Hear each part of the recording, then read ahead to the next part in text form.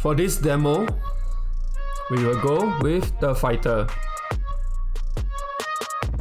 And do not worry about choosing a wrong options here, because in future you can do a subclass change.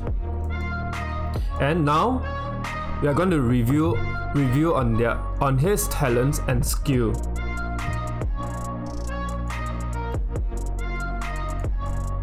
These are whatever is available after Rebirth 4. Usually those on the left, the tools on the left are your awakening skill for some of the skills here. And whatever is on the right, two on the right are class special. Like for this, this is a bleeding skill. Okay, there's a 10% every time you cast a skill. Okay, there will be a 20% skill damage bleeding lasting for 4 seconds. Okay, these are some of the stacking ability that you can have for the Swordman. This is another bleeding ability. And to highlight, the Swordman's elemental class is Wind. Okay, this will be unlocked in about mid-game, where you are able to add in elemental stones to buff the attack damage up for the classes. Swordman uses Wind elemental. Okay, please take note. Yeah.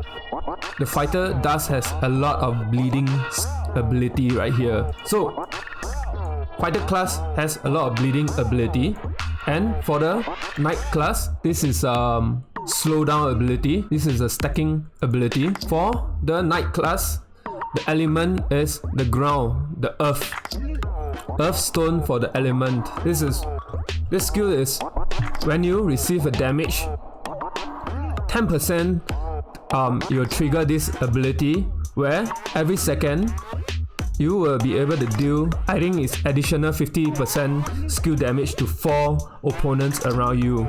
Lasts for 6 seconds, cooldown 30 seconds. Okay, to sum up, the Knight talent skill has a lot to do when he's taking damage. Okay, whenever he takes a damage, there will be a chance to proc special abilities like extra damage to your opponents, for example. So the same for the left two. Okay, they are your awakening triggers. These are your awakening skills when you trigger them. The right two or the right one are your subclass ability for knights. So we are just going with the fighter for the demo.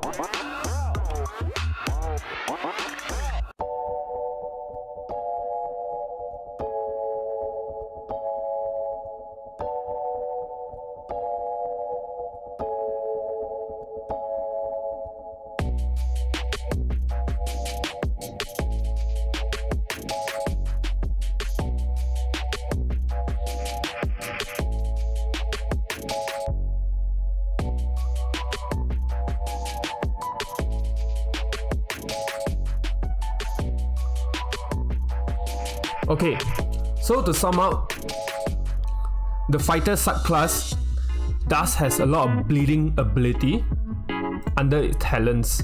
Okay, and for the knights, you have a lot of special ability triggered as when you take a damage. So these are the two distinct differences for the subclass of the Swordman.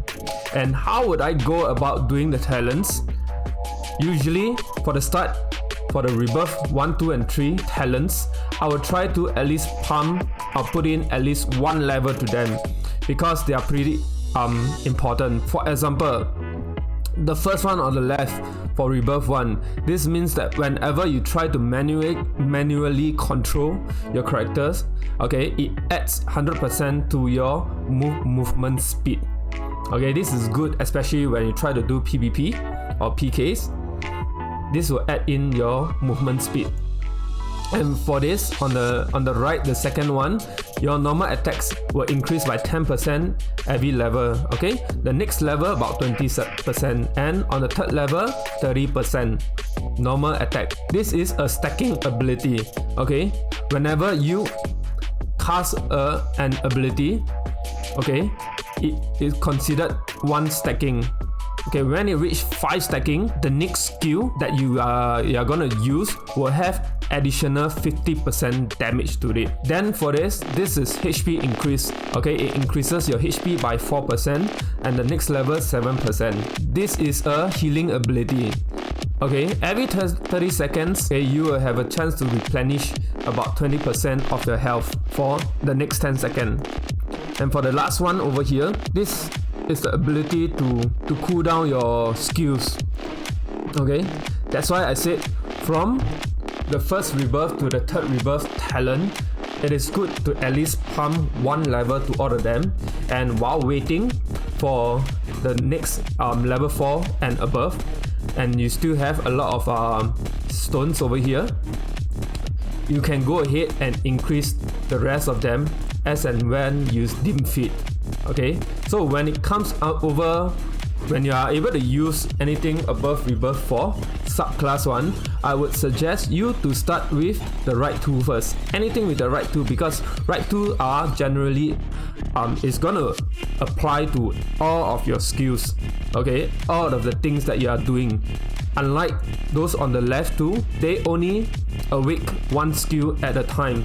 Okay, you might take some time to accumulate the stones, like even to unlock to awake this skill, for example, you need at least 2 stones. 2 stones means you need about 5 levels of your demon tower. Okay, so depending on your rank and on your CP at a point of time, getting 2 in one shot might be a bit challenging. Okay, that's why I suggest always go for the right tool first. Okay, this applies generally to your whole character overall. Okay, it's more worth it. So when you have enough, probably like your rebirth 5 and above, okay, when you have enough, you start to choose the skill that you want to use. Okay, this is tagged to the skill that you want to use. Okay, and it will awake it. So now we talk about the skill side. Okay, Swordman's skills are all short range, very short range, with a mixture of arc, AoE, and single target style. I would suggest these 3 types of skill suggestions for you guys. First, the practical style. Okay, practical style means you will save the resources for your subclass skills or to change class in future. Okay, it means you don't really pump too much of the ultimates. Okay, each skills over here has at least 3 ultimates that you can choose from. Each ultimate has 3 levels, and it does cost quite some resources to unlock them and to raise their level. So for the practical one, for the practical style, I would suggest using 1, 2, 3, 4. Focus on these 4. They will for your subclasses. Okay, and if you want to add on any ultimates, use the first 2. Why? Simply because the cooldown for the first 2 are very low. Okay, they are very low. Compared to as you go higher, the cooldown will be higher.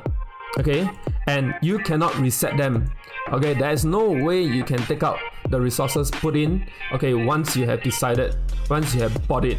Okay, so for the practical style, go for these 2 and the last 4. Okay, and only use the ultimates over for these 2. But in the beginning, while waiting, of course you can use up any of these 7 skills right here. Just don't use the ultimates for the rest. That's for my practical style suggestions.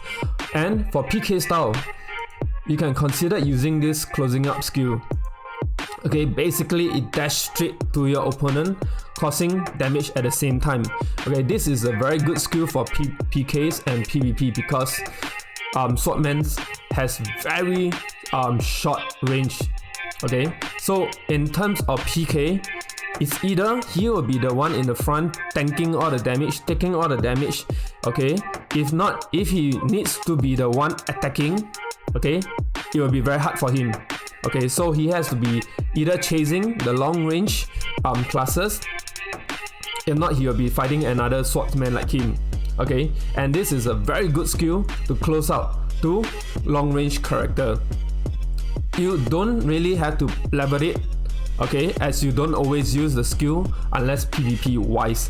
Okay, so you basically add in as one of the skill selections and use it to close up to opponents. Okay, opponents that are hard to catch up. The third one is for boss and single target skill.